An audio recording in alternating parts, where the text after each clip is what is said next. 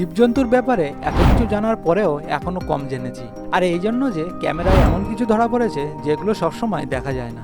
ধন্যবাদ জানাই এখনকার টেকনোলজিকে, যার সাহায্যে এই আজব ঘটনাগুলো ক্যামেরাবন্দি করে দুনিয়ার সামনে নিয়ে আসতে পেরেছে। তো চলুন ভিডিওটি শুরু করা যাক।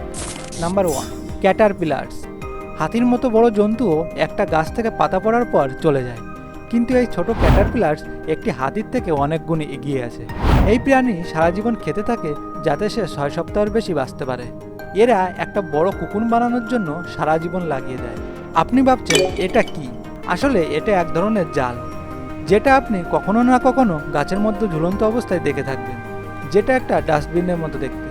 এটা বানানোর জন্য ক্যাটারপিলার্স দিনরাত এক করে দেয়। এটা বানানোর কারণ হলো শীতকালের সময় এই প্রাণীর ঠান্ডা অনুভব না করতে হয়।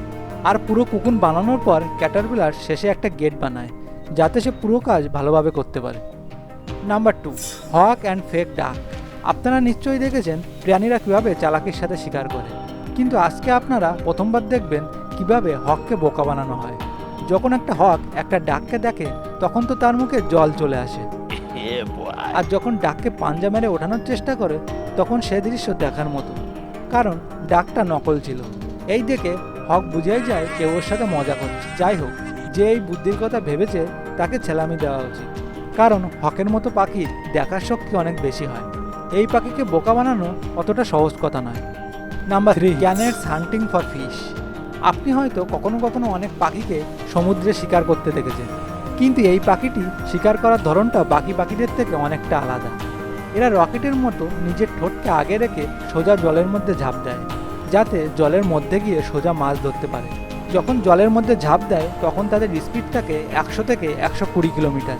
এই স্পিডের জন্য জলের অনেক গভীরে গিয়ে শিকার করতে পারে।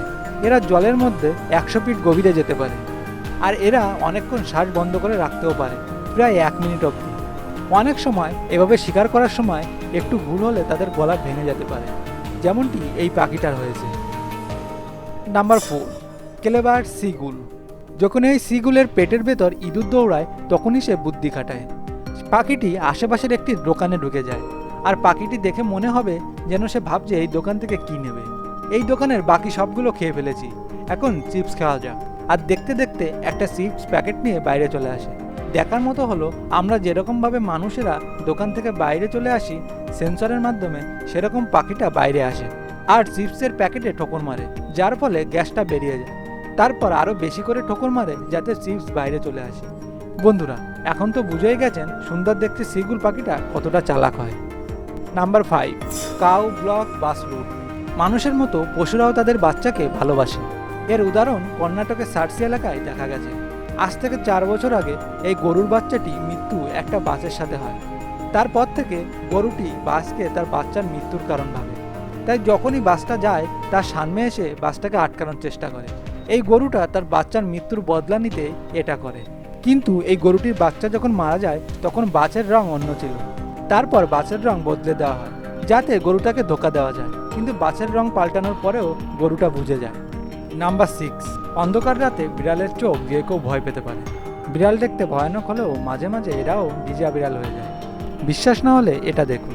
এই ছোট কুকুম্বার দেখে মনে হচ্ছে যেন কোনো ফোবিয়া আছে। শুধু একটা বিড়াল না, আপনারা দেখতে পাচ্ছেন অনেকগুলো বিড়ালই চমকে গেছে।